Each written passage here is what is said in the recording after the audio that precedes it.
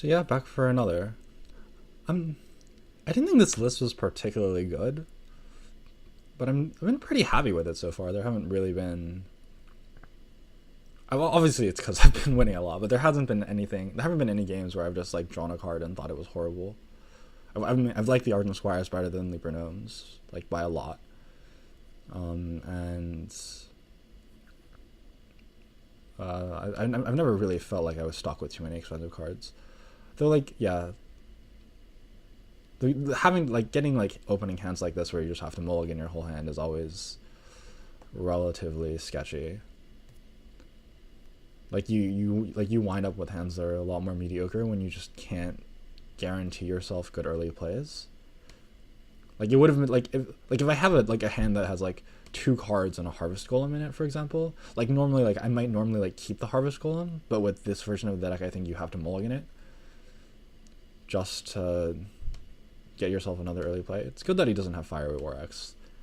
It's usually very hard for them to win this matchup when they do not have Fiery War Axe. And yeah, like it's kind of like this is along the same lines, right? Like Abusive Sergeant is normally a card you really want to save until you can get a use out of the ability, especially if you have fewer, especially since you're not playing as many Dark Iron Dwarfs as you used to, so you have fewer cards to activate in Rubian Egg.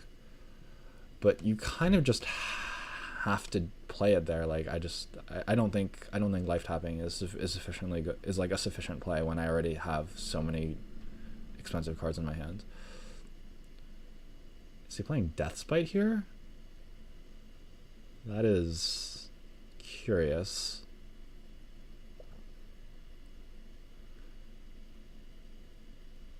I'm not certain what he's hoping happens here. I don't want to let him trade. Basically, like I don't want to let him. Next turn, I don't want him to have the option of Deathspiting this, getting both sides of it because of how the Death Rattle triggers resolve, and then also getting to exchange for this Harvest Golem. So I think I'm just going to make this exchange here, and doesn't have anything. It's gonna have to have another fairly good card here to actually prevent me from having a really good defender on my turn. And the Warriors don't tend to have a lot of 4-drops. Like, I think the best thing he can play is Piloted Shredder. He's going to play another Cruel Taskmaster? Ironbeak Owl, okay. I guess that's fine for him. And so now he's going to hit here. I'm going to have a 2-1.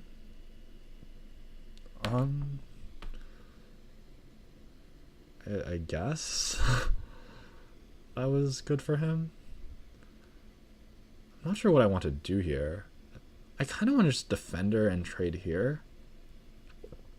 It's kind of lame not to get use out of both halves of the Defender. But if I just play Piloted Shredder and he gets to trade here, then this like even the 1/1 Armor Smith is like fairly annoying, especially since he can play a Sludge Belcher next turn. And Sludge Belcher is truly horrible for this hand. So I think, especially if he has a 1/1 Armor Smith, so I think I just have to do this.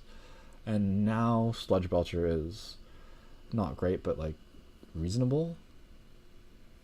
Okay, and so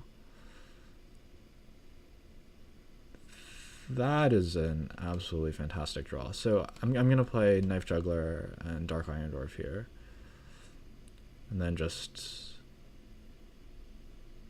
Yeah, so I mean, I'm playing the Knife Juggler first, just basically on the hope that it hits the dagger hits his face. That's the only real thing that's ever going to change my play, because the dagger hitting the Sludge Belcher is not going to change my play. But luckily the dagger did in fact hit his face,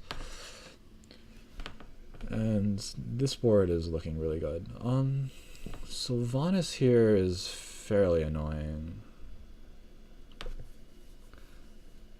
The fact that he can, I'm inclined to just play Dr. Boom and send everything at his face. Just because, like, dealing with this Sylvanas, stopping everything, I can't even, like, deal with this Sylvanas without, like, actually giving him a guy. And, like, stopping everything I'm doing just to deal with the Sylvanas, I think, is going to cost me games more often than just potentially letting him get my 4/4, my 7/7. The main issue is if he has Brawl here, but I don't think that's like, I can even like really ever do anything about that. So now I could trade this in if I want to, or I can trade the Knife Juggler in if I want to. Yeah, so now I can I can do this, and now I can trade the Knife Juggler in and give him his selection of these cards, but I think I'd rather just hit his face. I have a Doom Guard in my hand. These Boombots will maybe do some damage. Leaving your opponent with Sylvanas in play is obviously really risky and generally not great.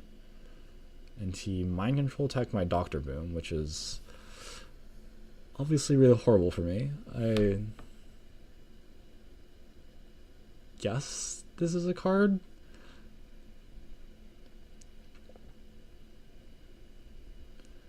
It's somewhat odd that... Yeah, this card's like pretty rare. It's obviously... This turn obviously just worked out as badly as possible for me. So... I don't know. I'm not sure what to do. I have to basically just try to like cheese him out of this game. I have 10 damage in my hand right now. This is like really really hard for my deck with the way I've constructed it. So yeah, so I'm just playing my minions and hoping that can't kill me. I mean, he can even just like attack my face here some percentage of the time. I only like very barely kill him if he just ignores everything I have.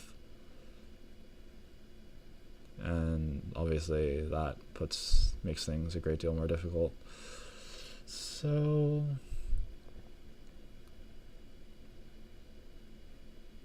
hitting my face with Dr. Boom is semi-interesting.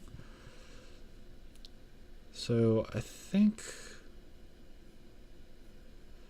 So he has 16 damage next turn. So enough to kill me if I play my Flame Imp and Life Tap. So I should certainly trade with something. I'd like to do it with the Nerubian Egg, but I don't think that there's a good way to do that. I think... Yeah, I think what I have to do is I think I have to Power Overwhelming my Nerubian Egg, trade both in for the Dr. Boom, then clear this with the Doom Guard and hope that I have enough life. And hope that I have enough life to keep going. It's possible I have one Abusive Sergeant and I think both my Direwolf Alphas left in my deck. So it's possible I want to Life Tap and hope to draw that. I think I actually do this and actually preserve my Nerubian Egg. Yeah, so I think I just do this. Given that I can't actually clear everything. And so this isn't actually like the worst position in the world. Though it's obviously not good. It's probably interesting for him what he does with this thing here, because I'm like... Okay, well, I guess it's not that interesting anymore. So yeah, no, I don't think I can win, but I guess we'll see. Yeah, so I'm dead. I don't think I... So basically the turning point of that game was the turn that I played Dr. Boom and had just like literally everything in the world go wrong for me. And I don't think I regret that turn. I think he had to have a card like Mind Control Tech that I wouldn't normally expect. And then also get like fairly lucky with the random minions that he took. For that play to have worked out quite as badly for me as it did. Yeah, so overall, I guess I'm pretty impressed with this deck. I haven't won a ton with it, but it's felt really solid.